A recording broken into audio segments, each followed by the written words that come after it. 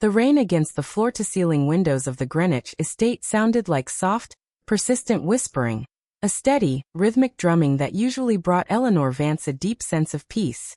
At 60, she had built a life defined by quiet elegance and hard-won resilience.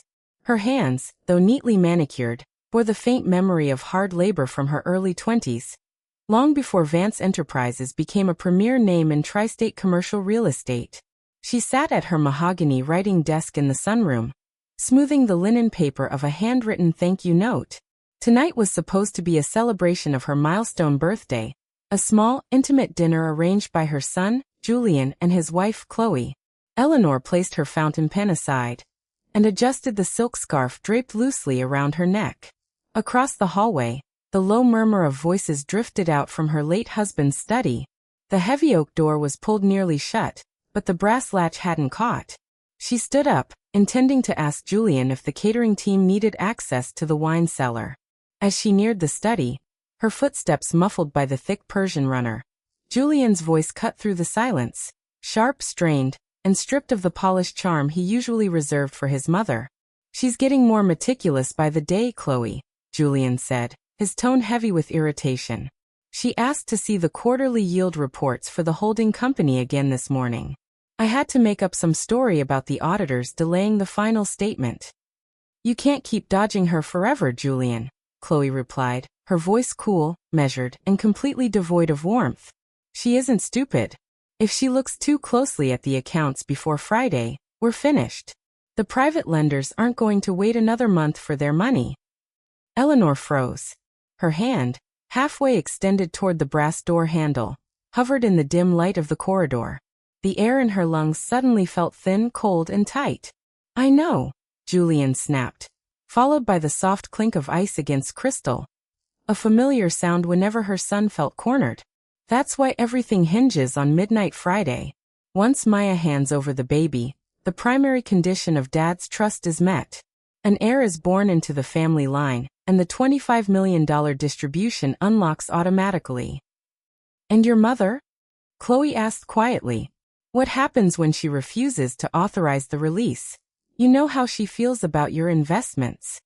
A brief silence hung in the room, heavy and suffocating. When Julian spoke again, his voice lacked any trace of the affection he had shown Eleanor over breakfast that very morning. "She won't be in a position to refuse," Julian said flatly. "Dr. Harrison already drafted the preliminary evaluation. Given her recent bouts of memory loss and emotional volatility, we'll have full power of attorney signed by Monday morning. We present the medical assessment to the board, transfer her to the care facility in Vermont, and take over the trusteeship. She'll have a comfortable suite, round-the-clock nurses, and zero say in how the estate is managed. Just endure her for a few more days, Chloe. That's all it takes." Eleanor's heart slammed against her ribs with such force it made her lightheaded. The hallway seemed to tilt around her. She pressed her spine against the cold wood paneling of the wall, forcing her breathing to remain shallow, silent, and controlled. Decades of negotiating high-stakes corporate acquisitions had taught her one fundamental rule: never react when you are at an absolute disadvantage. Inside the room, Chloe let out a long, slow sigh. "And the surrogate? What about Maya? What about her?" Julian sneered faintly. "She's an incubator with a signed contract.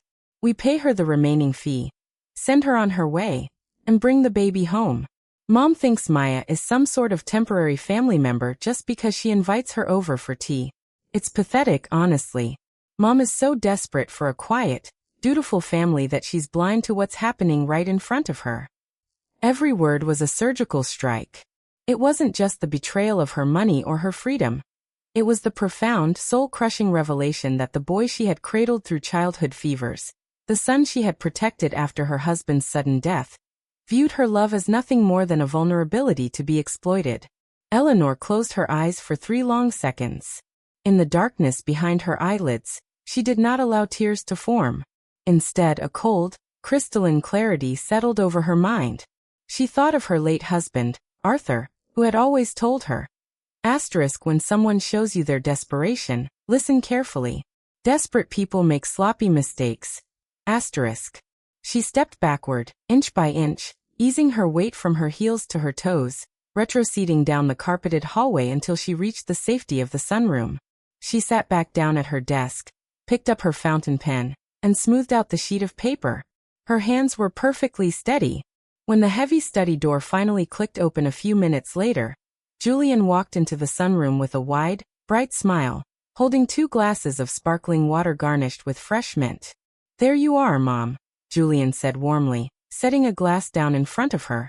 "You've been working too hard today. It's your birthday, you should be relaxing." Eleanor looked up.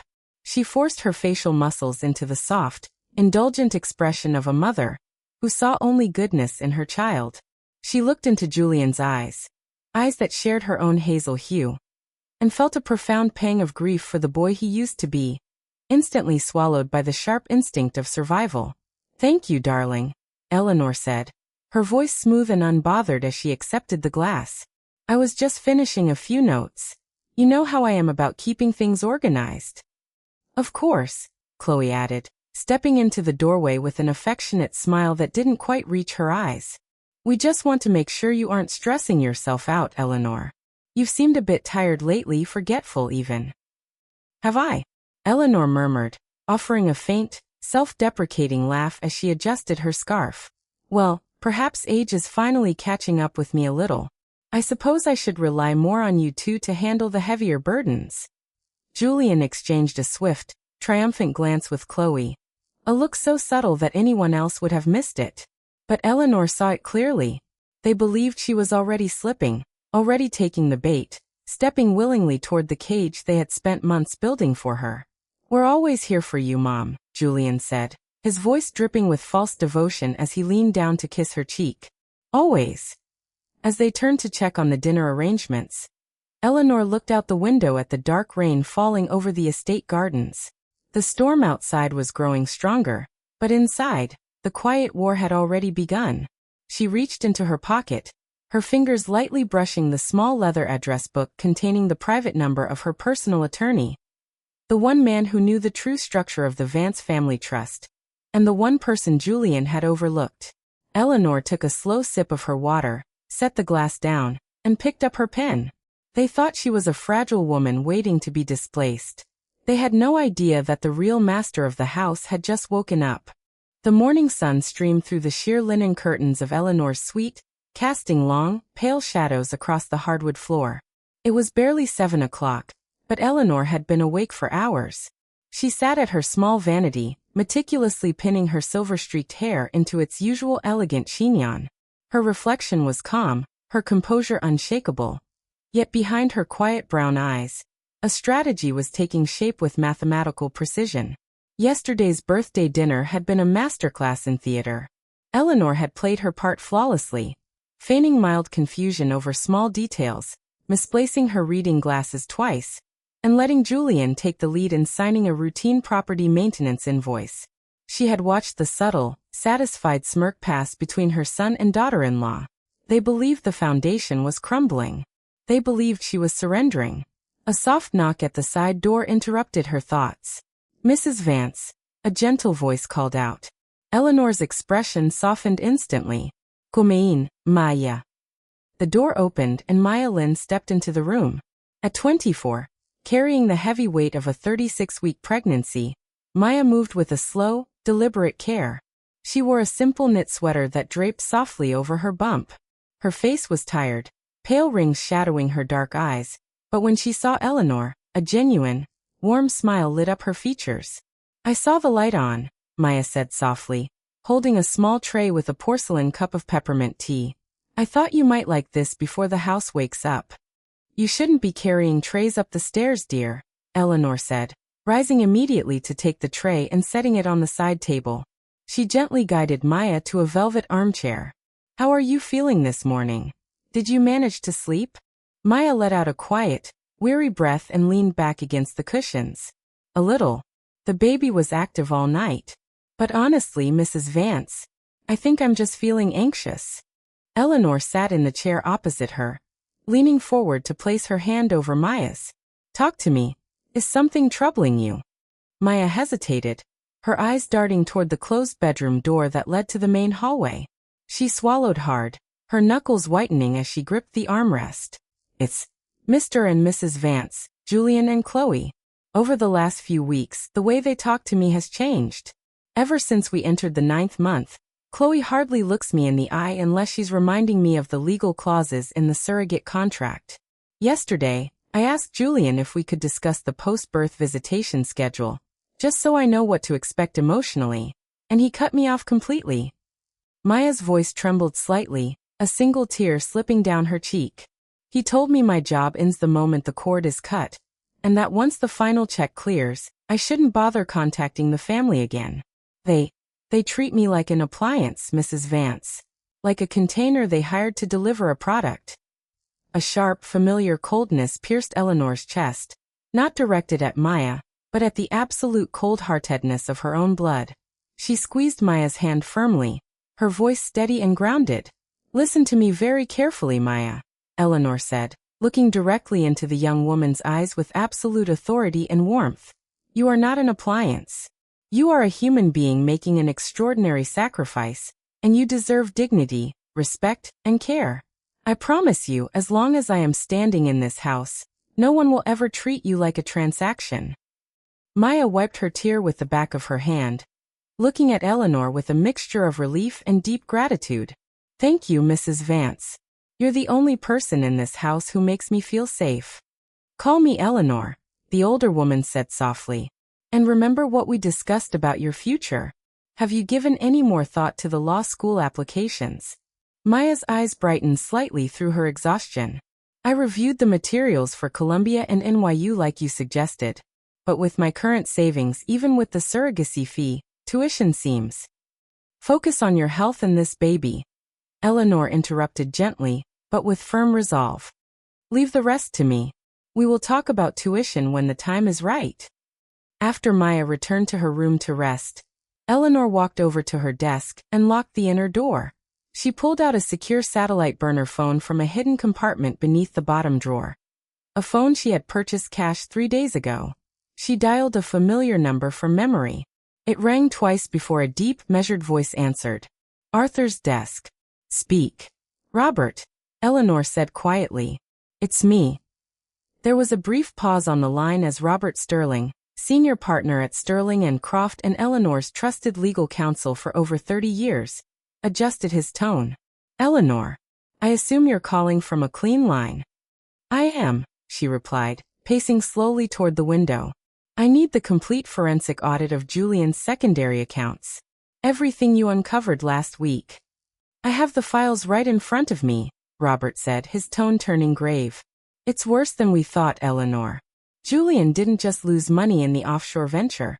He took out short-term, high-interest loans from private equity lenders in Manhattan to cover the margins. He's in debt for roughly $6.5 million. The lenders have placed a lien against his personal assets. If he doesn't liquidate by the end of this month, they will file for public foreclosure." Eleanor took a slow, deep breath, letting the reality settle in. $6.5 million. Her son hadn't just made a mistake. He was drowning, and instead of coming to his mother for help, he was planning to murder her independence to throw himself a lifeline. "And the Vance Family Heritage Trust?" Eleanor asked. "The terms your husband drafted remain ironclad," Robert explained. "The $25 million capital release requires 2 specific triggers. First, the birth of a direct living heir certified by a medical record. Second, the explicit authorization of the primary trustee, which is you. However, Julian's team reached out to our probate division yesterday afternoon, inquiring about emergency trustee transfer protocols." Eleanor's lips pulled into a tight, hard line. "They are preparing a claim of medical incompetence." "Precisely," Robert confirmed. "If they can produce a certified psychiatric evaluation proving you suffer from cognitive decline or advanced dementia, Julian, as the sole living adult heir, automatically assumes temporary sole trusteeship. He could sign off on the $25 million release himself within 48 hours. "Who is the physician on the paperwork?" "Dr. Marcus Harrison," Robert replied. "A private practitioner based out of Stanford. We ran a quick background check on him. His clinic was under investigation 2 years ago for fraudulent prescription practices, but the charges were dropped. He's vulnerable, Eleanor. Julian likely bought his signature. "Thank you, Robert," Eleanor said, her mind working rapidly through the chessboard. "I need you to prepare 2 sets of documents immediately. First, I want a formal petition filed under state law for an adult adoption." There was a long silence on the other end of the line.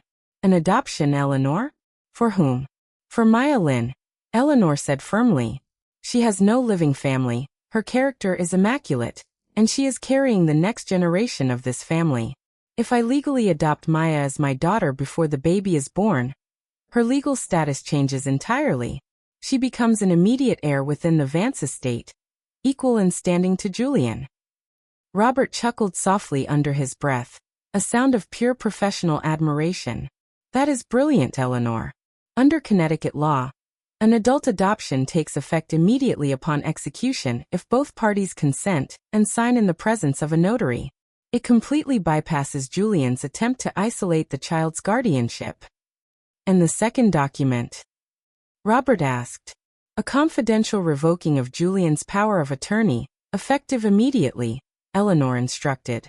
"I will sign both documents tomorrow morning. Have your most discreet notary meet me at the private library in town at 10 o'clock. Do not send anything to the house." "Consider it done," Robert said.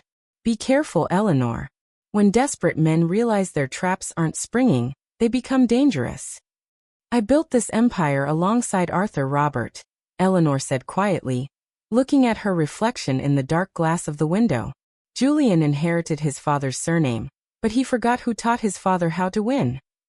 She ended the call, removed the SIM card from the burner phone, snapped it in half, and locked the pieces back inside the hidden compartment. That evening, the heavy silence of the estate was broken by the sound of thunder rolling across the sound. Eleanor descended the grand staircase for dinner, wearing a classic navy silk dress.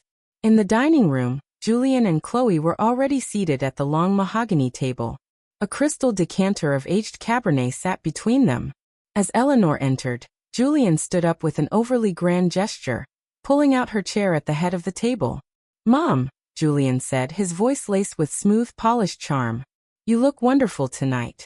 How are you feeling after your birthday yesterday? Not too exhausted?"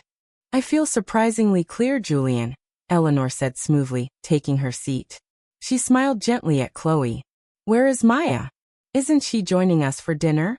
Chloe smoothed her napkin over her lap, a faint, condescending smile touching her lips. "I had the kitchen send a tray up to her room, Eleanor. At this stage of the pregnancy, it's really best if she doesn't strain herself with social dinners. She needs absolute quiet." "I see," Eleanor said softly, unfolding her napkin. "She seemed a bit overwhelmed this morning when I spoke with her. I think she feels isolated." Julian took a slow sip of his wine, exchanging a brief, sharp glance with his wife before focusing his eyes on his mother. His expression softened into a look of feigned, paternal concern. "Mom, we need to talk about that," Julian began, leaning forward and resting his elbows on the table. "Chloe and I have noticed how much emotional energy you've been spending on Maya lately. You've been taking her to checkups, talking about her future. It's sweet really, but Dr. Harrison mentioned to us yesterday that this level of emotional stress isn't good for you." "Dr. Harrison?" Eleanor tilted her head slightly, letting a note of innocent confusion enter her voice. "I haven't seen Dr. Harrison in months." "Well, he reviewed your recent chart updates," Chloe chimed in quickly, her voice dripping with artificial empathy. "Eleanor, darling, you've been forgetting things. You mislaid your property keys twice last week. You forgot the name of your accountant's firm on Tuesday. Julian and I are just worried. You've worked so hard your entire life. You shouldn't be carrying the burden of running the trust or worrying about the baby's future." Julian reached across the table, placing his hand over Eleanor's with a firm, suffocating grip. "We just want you to rest, Mom. Dr. Harrison suggested a short stay at a private wellness retreat in Vermont. Just a few weeks to relax, get proper care, and let us handle the estate logistics while the baby arrives." Eleanor looked down at her son's hand covering hers. She felt no anger in that moment, only a profound, icy clarity. They were laying the groundwork, setting the narrative, preparing the legal trap. She looked up, meeting Julian's eyes directly, and offered a faint, sweet, an entirely deceptive smile. "That is very thoughtful of you both," Eleanor said quietly. "Let us see how the baby's arrival goes first. After all, everything can change in a single night." The rain had cleared by morning, leaving behind a cold, sharp autumn wind that whipped through the manicured hedges of the Greenwich estate. Eleanor stood by the French doors of her sunroom, holding a warm cup of Earl Grey. She watched Julian's sleek black sedan pull out of the circular driveway and disappear down the private road toward Manhattan. Chloe had gone with him, claiming they had an appointment with an interior designer for the new nursery. In reality, Eleanor knew exactly where they were going.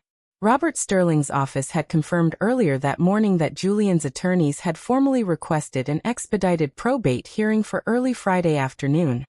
Less than 36 hours away, they were rushing to get Dr. Harrison's psychiatric affidavit filed before the weekend, banking on Eleanor remaining completely oblivious until the legal trap snapped shut.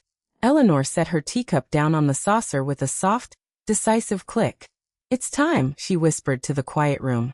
She walked out to the grand foyer, where Maya was sitting on the velvet bench near the main entrance, slowly tying her comfortable walking shoes. The young woman looked pale, her movements burdened by the final days of a heavy pregnancy, but her expression brightened the moment she saw Eleanor walking toward her, wearing a tailored charcoal wool coat and carrying a soft cashmere scarf. "Good morning, Eleanor," Maya said, offering a warm, tired smile. "Did Julian and Chloe leave already?" "They did," Eleanor said gently, wrapping the scarf around Maya's shoulders with practiced, motherly care. "Which means you and I have a short errand to run in town. The fresh air will do us both good." Maya looked up, a hint of curiosity in her dark eyes. "An errand. A matter of family business," Eleanor said softly, helping Maya to her feet. "And your future?"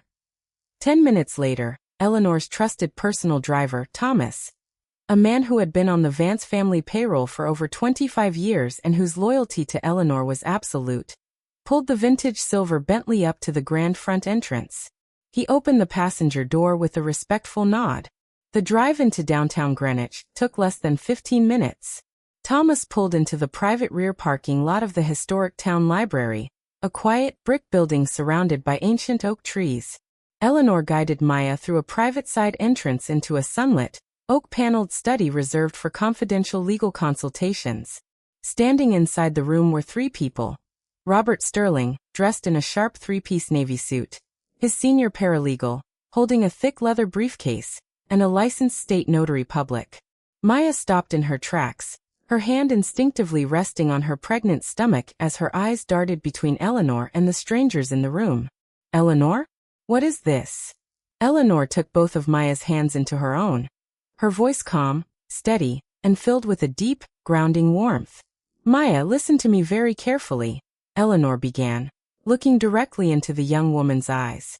"Over the past few months, I have watched Julian and Chloe treat you with a cruelty that breaks my heart. They view you as nothing more than a contract, a tool to get what they want. But I see who you really are. I see your dignity, your intelligence, your kindness, and the love you already have for the child you are carrying." Maya's breath caught in her throat. Her eyes welled with tears as she listened. "Julian and Chloe are planning to destroy this family," Eleanor continued, her tone dropping to a serious, confidential murmur. "They are attempting to take control of the family trust and place me in a facility against my will. They believe that because you are just the surrogate, you have no rights, no voice, and no standing to protect yourself or this baby once it is born." "Oh God," Maya whispered, a drop of terror cutting through her confusion. "Eleanor, what are they going to do to you? What about the baby?" "They aren't going to do anything," Eleanor said, her thumb gently wiping a tear from Maya's cheek. "Because today, we are going to change the rules of the game. Under Connecticut state law, an adult adoption is a legal procedure where one adult adopts another, creating a permanent, legally binding parent-child relationship. Once signed, you become my legal daughter in the eyes of the law, with every right of inheritance, every protection, and every family standing equal to Julian." Maya stared at Eleanor, her mouth slightly open in absolute shock. You want to adopt me?" "I want to protect you," Eleanor corrected gently, her voice thick with emotion. "I want to give you the family you deserve, and I want to ensure that my grandchild is raised by a mother who is safe, educated, and backed by the full weight of the Vance estate. If you sign these papers today, my home is your home. Your law school tuition will be fully paid. You will never have to answer to Julian or Chloe ever again." A profound silence filled the sunlit room. The clock on the mantelpiece ticked steadily. Maya looked from Eleanor to the legal documents spread neatly across the mahogany table, and then back to Eleanor's face, searching for any trace of hesitation. She found only unconditional strength and genuine love. Tears spilled over Maya's eyelashes as a deep, sobbing breath escaped her chest.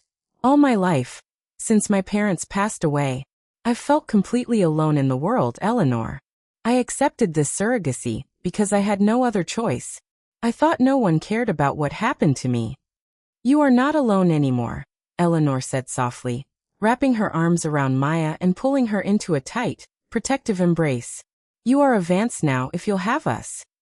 Maya pulled back, wiping her face with the sleeve of her sweater, a fierce, beautiful resolve settling over her features.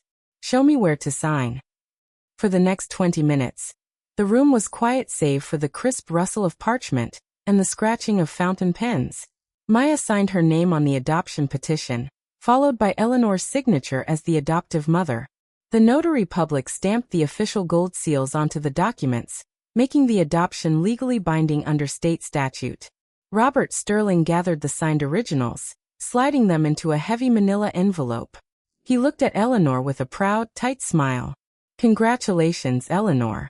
You officially have a daughter. The probate court has already logged the digital filing.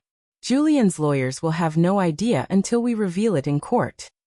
"Thank you, Robert," Eleanor said, shaking her attorney's hand firmly. "Now prepare the second part of the plan. If Julian attempts to move against me tonight, I want the authorities briefed and ready." By 3 o'clock in the afternoon, Thomas drove Eleanor and Maya back to the estate.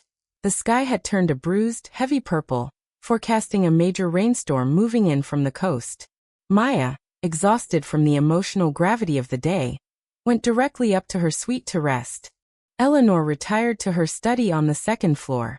She unlocked her desk drawer, pulled out Julian's financial ledgers, which she had secretly copied days prior, and began cross-referencing the offshore loan account numbers with the trust payout schedules.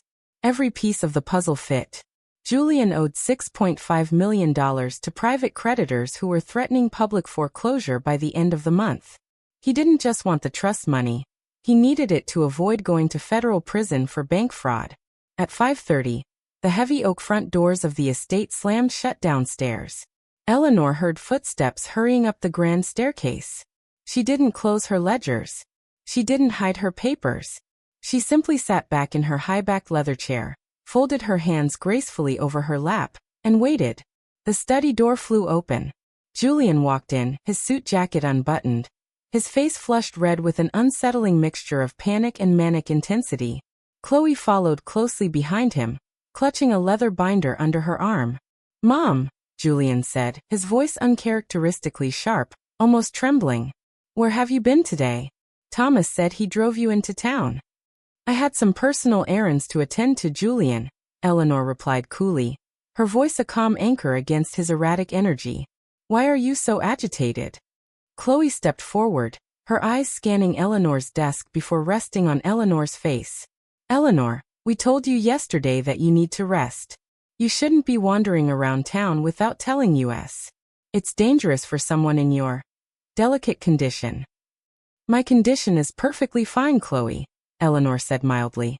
"It's not fine, Mom," Julian snapped, stepping closer to the desk and slamming a folded white document onto the polished wood. "You're confusing things. You've been making reckless decisions. Dr. Harrison stopped by the house an hour ago while you were gone. He reviewed the notes from your last checkup and issued an emergency medical directive." Eleanor looked down at the document. It was a formal psychiatric evaluation, signed by Dr. Marcus Harrison, certifying that Eleanor Vance was suffering from severe cognitive impairment, stage 2 vascular dementia, and was legally incapable of managing her financial or personal affairs. A cold, mocking smile almost touched Eleanor's lips, but she kept her face completely neutral. "An emergency medical directive? On what grounds? On the grounds that you are losing your mind, Eleanor, Chloe said, her tone dropping all pretense of sweetness, replaced by a cold, sharp malice. You're 60 years old and acting completely irrational. Julian is your only son. He is taking over the trusteeship of the family empire, starting tonight. Julian pulled a second document from Chloe's binder, a temporary power of attorney transfer. Sign this, Mom. It grants me immediate authorization to act as primary trustee until the probate court confirms Dr. Harrison's evaluation on Friday. If you sign it now, we can handle this quietly. You can stay in your room until the transport team arrives to take you to the Vermont facility. Eleanor looked at her son, really looked at him. The boy she had nursed through childhood asthma, the young man whose college graduation she had watched with tears of pride, was standing over her, holding a pen like a weapon, demanding that she sign away her life so he could pay off his gambling debts on Wall Street. And if I refused to sign? Eleanor asked softly. Julian's jaw tightened. He leaned down, placing both hands flat on the desk, staring into Eleanor's eyes with a chilling, desperate coldness. If you refuse, Mom, it doesn't change anything, Julian whispered. Dr. Harrison's affidavit is already certified. The medical team is waiting downstairs in the driveway. We have 2 private nurses who will stay in this house tonight to ensure you don't harm yourself or wander off before the court hearing tomorrow. You don't have a choice anymore. The empire belongs to me now. In that moment, the last lingering shred of maternal grief inside Eleanor's heart withered away, replaced by an impenetrable wall of steel. She looked at the pen Julian pushed toward her. She didn't pick it up. Instead, she leaned back in her chair, looked her son straight in the eyes, and let out a long, quiet sigh. You really are your father's son, Julian, Eleanor said, her voice dropping to a low, icy hum that sent a sudden, unexpected chill through the room. You have all of his ambition, and absolutely none of his intelligence. Julian blinked, caught off guard by her sudden change in posture. What did you say? Before Eleanor could answer, a sharp, agonizing cry rang out from the hallway outside the study. A sound of pure physical distress that cut through the heavy atmosphere of the house. It was Maya's voice. Eleanor. Maya gasped from the corridor, her voice breathless and trembling with fear. Eleanor, please. My water just broke. The contractions are coming every 2 minutes. Chloe's head whipped around toward the door, her face draining of color. What? No. It's too early. The surrogate isn't supposed to go into labor until next week. Julian froze, looking frantically between the unsigned power of attorney on the desk and the doorway leading to the hall. The fragile timeline he had spent months constructing was shattering into pieces right before his eyes. Eleanor stood up slowly, calmly smoothing down her wool trousers. She didn't look like a woman losing her mind. She looked like a general stepping onto a battlefield she had already mastered. It seems the heir has decided not to wait for your schedule, Julian, Eleanor said quietly, her eyes locking onto her son's panicked gaze. Now get out of my way. My daughter needs me. The storm outside hit its peak as sheet after sheet of rain slammed against the high stained glass windows of the grand staircase. Downstairs, thunder echoed like artillery, but inside the master suite on the 2nd floor, Eleanor created a haven of quiet, absolute control. She had bypassed Julian and Chloe completely, taking charge of Maya the moment the young woman's contractions intensified. With Thomas's help, Eleanor guided Maya onto the crisp linen sheets of the 4-poster bed, while Chloe hovered uselessly in the hallway, frantically whispering into her phone to double-check their legal timeline. Eleanor sat at Maya's bedside, holding her hand, measuring her pulse, and whispering words of steady, grounding encouragement. You're doing beautifully, Maya, Eleanor said, her voice a calm, warm anchor as another contraction rolled through the younger woman's body. Deep, slow breaths. I am right here with you. You are completely safe. Maya gripped Eleanor's fingers with surprising force, her knuckles white, her brow damp with sweat. Eleanor, what if something goes wrong? What if they try to take the baby before the lawyers? Nobody is taking anything. Eleanor cut in softly but with absolute authority, leaning close so only Maya could hear. The adoption papers were registered with the state probate office 4 hours ago. In the eyes of the law, you are my daughter, and this child is my legal grandchild through you. Julian's fake medical paper is worthless. Focus on your strength, my dear. Leave the battle to me. A soft, timid knock echoed at the bedroom door. Eleanor turned to see Dr. Marcus Harrison step into the room, carrying a black leather medical bag. Behind him stood two burly, solemn-faced men in plain clothes, the private care staff Julian had hired to keep Eleanor subdued.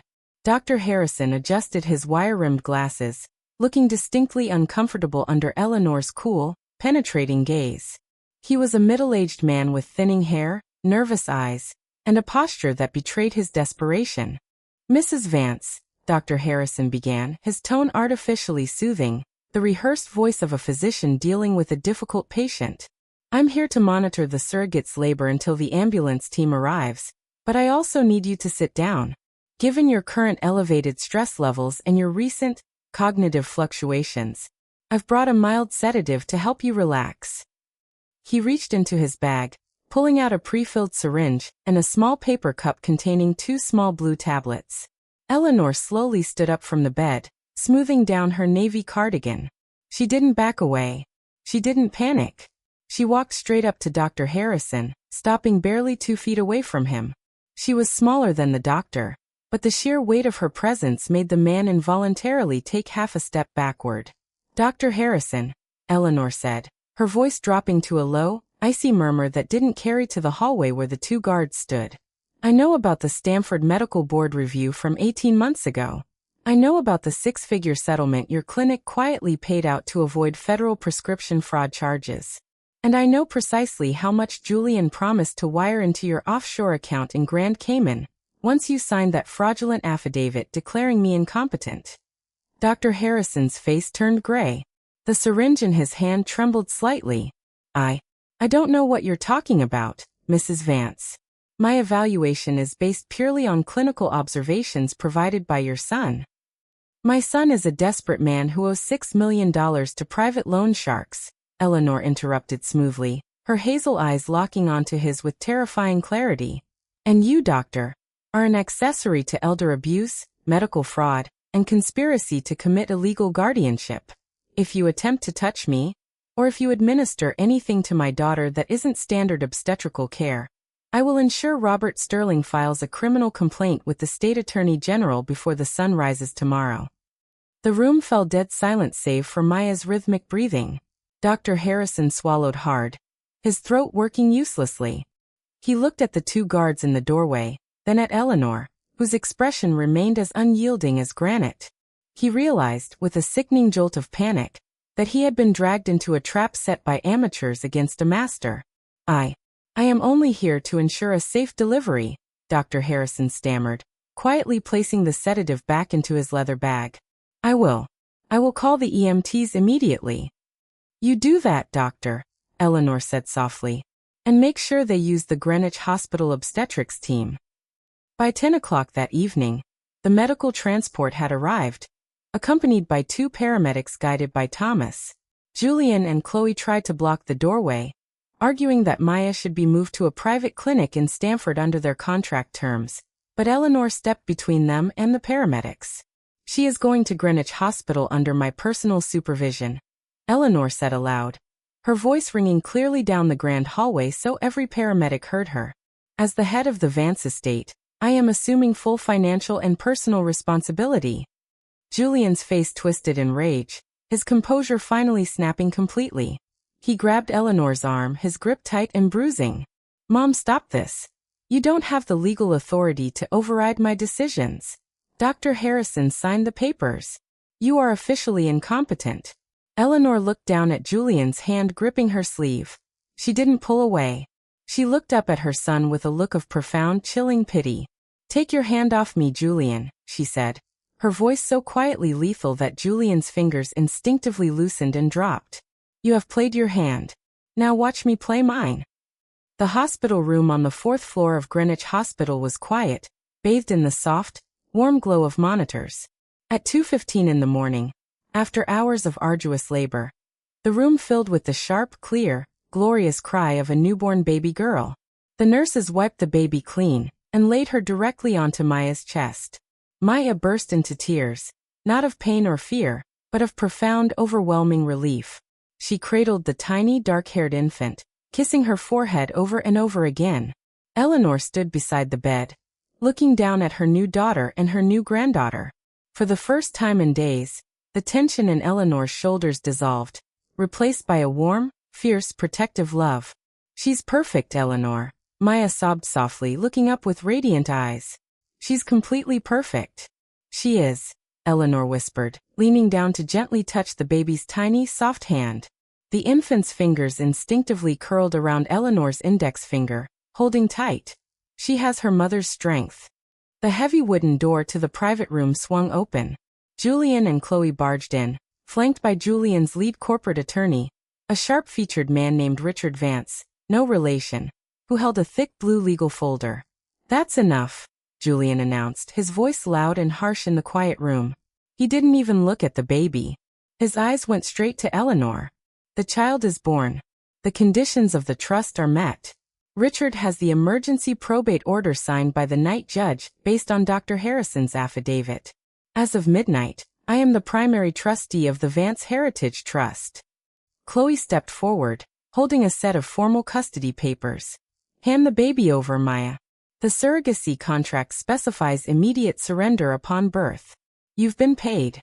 Your business here is finished."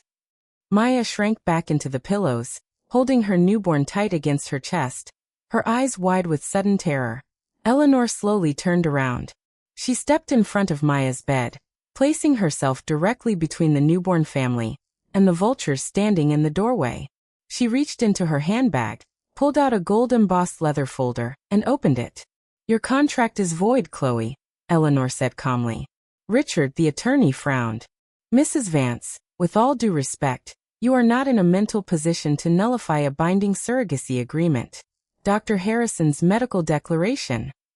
"Dr. Harrison signed a formal retraction 2 hours ago in the hospital lobby," Eleanor interrupted, her voice steady and echoing in the quiet room. She tossed the signed document onto the bedside table. "In exchange for my agreement not to press immediate criminal charges for medical fraud, Dr. Harrison admitted in writing that his evaluation was manufactured at Julian's request in exchange for debt forgiveness." Julian's face went chalk white. He wouldn't. "He did," Eleanor said smoothly. "Because unlike you, Julian, Dr. Harrison realized when he was beaten. But that is merely a housekeeping detail." Eleanor pulled out the gold-sealed document from her folder and held it up. "This is an official certificate of adult adoption, signed and executed yesterday morning under Connecticut General Statutes Section 45-734, Eleanor declared, her voice ringing with absolute authority. "Maya Lynn is legally my adopted daughter. She carries my name, my bloodline by law, and my full protection." Chloe gasped, her hand flying to her mouth. "What? You adopted her?" "Which means," Eleanor continued, turning her sharp gaze onto Julian's horrified face, "that this child is not merely a surrogate baby born under a corporate contract. She is the legitimate daughter of my legal child, making her a direct, primary heir to the Vance family trust." "No." Julian stumbled backward, shaking his head frantically. "No, that's impossible. The trust says the primary trustee, which remains me, has sole discretion to manage and distribute funds to living heirs in good standing," Eleanor said, stepping closer to her son. "And as of 5 minutes ago, I executed a formal amendment to my personal will and the trust guidelines." She looked Julian straight in the eyes, delivering the final, crushing blow without a single note of anger, but with the cold finality of a judge passing sentence. "You are disinherited, Julian. Completely and permanently. Every cent of the $25 million trust, along with the Greenwich estate and all commercial holdings, is hereby transferred into an irrevocable trust managed jointly by myself and my daughter, Maya." Julian stared at his mother, his breath coming in ragged, terrified hitches. The reality of his ruin crashed over him like a tidal wave. The $6 million debt, the angry creditors, the loss of his status, his home, his future. Everything he had plotted to steal had been stripped from his hands in a single sentence.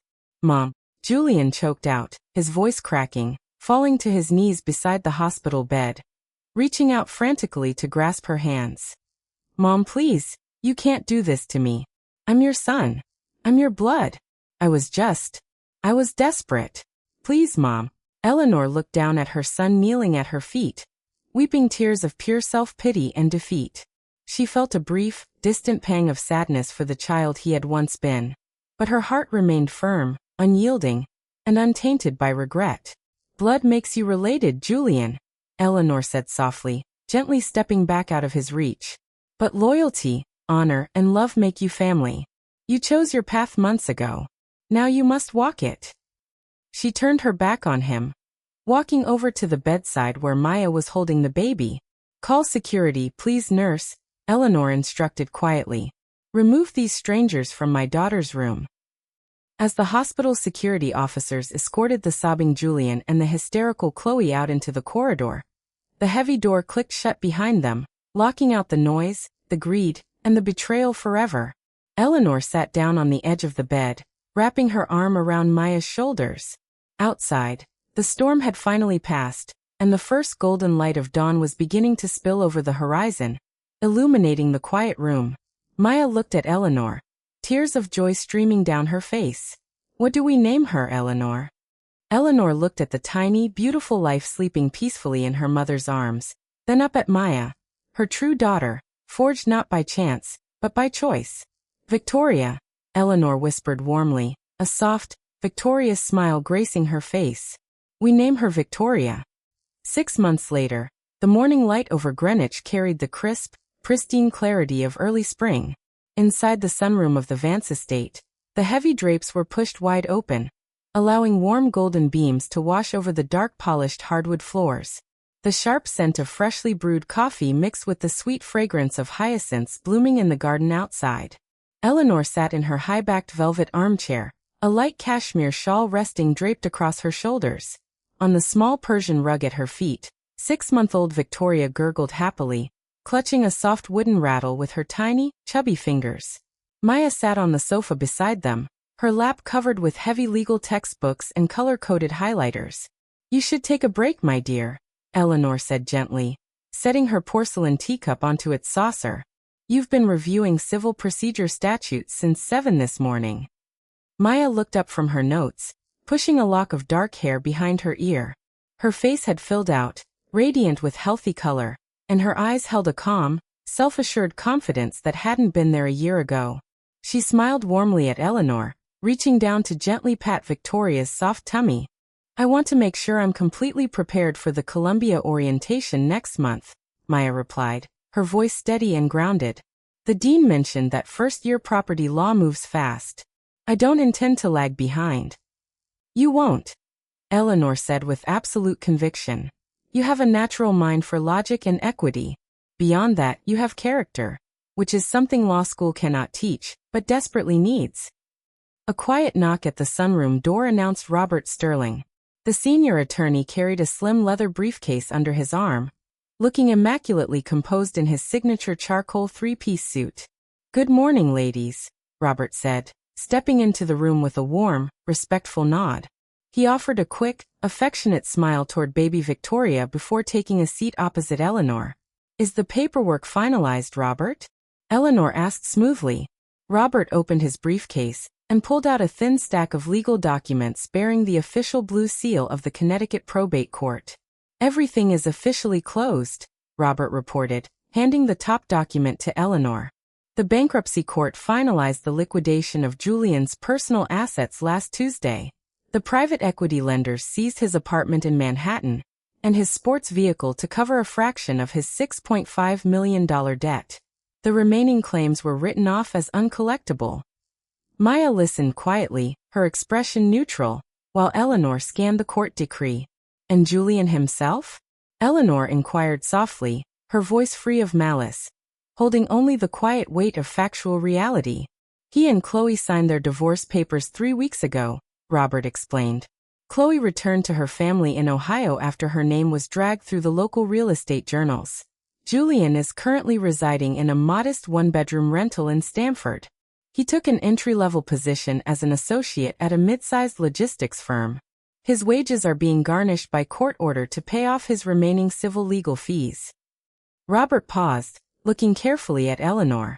He reached out to my office again yesterday afternoon. He asked if you would be open to receiving a letter from him. He claims he wants to express his remorse." The room fell completely silent for a moment, save for the rhythmic ticking of the grandfather clock in the corner and Victoria's soft, cheerful babbling. Eleanor set the probate papers onto the small tea table. She looked out the French doors toward the ancient oak trees standing tall along the property line. Trees that had weathered dozens of harsh winters only to bloom again every spring. "Tell him no, Robert," Eleanor said quietly, her voice perfectly even and unshakable. "Remorse born out of consequence is not repentance. It is simply regret for getting caught. Julian made his choice when he decided to treat human lives as transactions and his mother as an obstacle. I hold no hatred toward him, but I will not allow toxicity back into this house." Robert nodded understandingly. "I will inform his legal counsel that all communication remains strictly closed." "Thank you, Robert," Eleanor said. "Now, let us discuss the endowment setup for the new Vance Foundation for Women in Law." Maya's eyes brightened as Robert pulled out a second folder detailing the $5 million philanthropic trust Eleanor had established. A fund designed to provide full housing and tuition scholarships for young mothers pursuing legal education. "We have selected the first 8 scholarship candidates for the upcoming fall semester," Robert said, passing the dossier to Maya. "The board unanimous voted to have you co-chair the selection committee alongside Eleanor." Maya accepted the folder, her hand trembling slightly with deep emotion as she read through the names of young women whose lives were about to be permanently changed.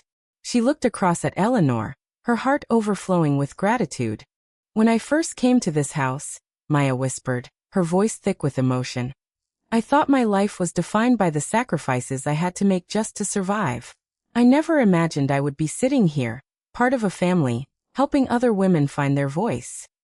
Eleanor reached across the small distance between their chairs, taking Maya's hand in a warm, firm clasp.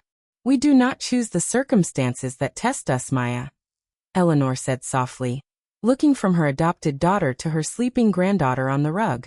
"But we choose who we become through them. You didn't just survive those trials. You stepped into your own power. This foundation, this home, this family, it is built on integrity, not greed." By late afternoon, the spring sun began to set, painting the Greenwich sky in vibrant shades of rose and amber. Robert had departed, and Thomas had taken Victoria upstairs for her evening nap. Eleanor and Maya walked together along the stone path of the estate gardens, the cool evening breeze rustling through the flowering dogwood trees. Side by side, they walked without rush or fear, their shadows stretching long and peaceful across the green lawn. For 60 years, Eleanor had believed that protecting her legacy meant building walls, managing assets, and preserving a name. But as she looked at Maya walking confidently beside her, a brilliant young woman ready to take on the world, raising a child surrounded by truth and dignity, Eleanor realized the true nature of victory. Legacy was not something you left behind in a bank vault or a legal title. It was the love you cultivated, the lives you lifted out of darkness, and the courage to sever ties with betrayal, so that genuine peace could thrive. The Vance name no longer belonged to a dynasty of cold ambition. It belonged to a family forged by choice, bound by loyalty, and anchored in an unshakable grace. 2 years passed with the gentle, unhurried rhythm of a life restored. The Greenwich estate, once quiet and heavy with hidden motives, now echoed with the lively sounds of a home truly lived in. High autumn had painted the oak trees in brilliant hues of copper and gold, and a crisp breeze rustled the fallen leaves along the stone drive. Inside the spacious ground floor study, Eleanor sat behind her writing desk, reviewing the quarterly report for the Vance Foundation. Opposite her, Maya, now in her second year of law school at Columbia, was quietly organizing case briefs for an upcoming moot court competition. At 2.5 years old, little Victoria sat on a plush sheepskin rug between them, engrossed in stacking colorful wooden blocks into towering, precariously balanced structures. A soft knock at the door signaled Thomas's arrival. He carried a silver tray with the afternoon tea service, along with a single, unsealed envelope resting beside the teapot. "Your tea, Mrs. Vance," Thomas said respectfully, setting the tray on the side table. He paused, his gaze briefly touching the envelope. The morning mail arrived. This was delivered by certified courier from a legal aid clinic in Bridgeport. Eleanor looked down at the envelope. There was no return name, only a familiar, somewhat hurried handwriting that she hadn't seen in over 2 years. Julian. Maya paused her reading, her eyes gently lifting to meet Eleanor's. The room grew still, save for the quiet clatter of Victoria's blocks. Eleanor picked up the paper knife, opened the envelope, and unfolded the single sheet of lined paper inside. Julian's message was brief, written in plain, unvarnished prose. I'm not writing this to ask for money or to request a place back in your life. I know those doors are closed, and I understand why. I work as a night shift logistics manager now. It is hard, repetitive work, but for the first time in my life, I am paying my own way. I saw an article in the Greenwich Journal last week about Maya's work with the foundation, and how Victoria is growing up. I felt a pang of shame, but also a strange sense of relief. You were right about everything. I was consuming myself with greed, and I almost destroyed the only real thing I ever had. I don't expect a reply. I just needed you to know that I am finally trying to become a man you wouldn't be ashamed of. Julian. Eleanor read the letter slowly, her eyes tracing every line. She did not feel a sudden surge of anger, nor did she feel the sharp, bitter sting of betrayal that had once burned in her chest. The passage of time and the deliberate cultivation of a peaceful home had transformed her grief into a quiet, grounded perspective. She folded the letter neatly and placed it inside the top drawer of her desk. She didn't lock it. She didn't tear it up. Is everything all right, Eleanor? Maya asked softly, her tone carrying genuine concern without probing too deeply. Eleanor looked up, her expression serene and unruffled. Yes, my dear. It is simply a chapter closing completely. Do you want to write back? No, Eleanor said gently, leaning back in her chair and smoothing the front of her wool sweater. Some words are meant to be acknowledged, not answered. Julian is finally learning the lesson he needed to learn. That dignity is earned through quiet effort, not claimed through entitlement. He needs to walk that path on his own. Maya nodded in understanding, a look of profound respect softening her features. She reached across the low table and gently squeezed Eleanor's hand. You gave him the greatest gift a mother could give, even if it felt harsh at the time. You forced him to face reality. And reality is where healing actually begins, Eleanor agreed, her voice warm and steady. Victoria let out a triumphant squeal as her wooden tower reached 10 blocks high, looking up at her mother and grandmother for approval. Eleanor immediately pushed back her chair and knelt down on the rug beside the child, joining in her delight. Look at that structure, Victoria, Eleanor said with a soft chuckle, helping the toddler adjust a leaning block at the base.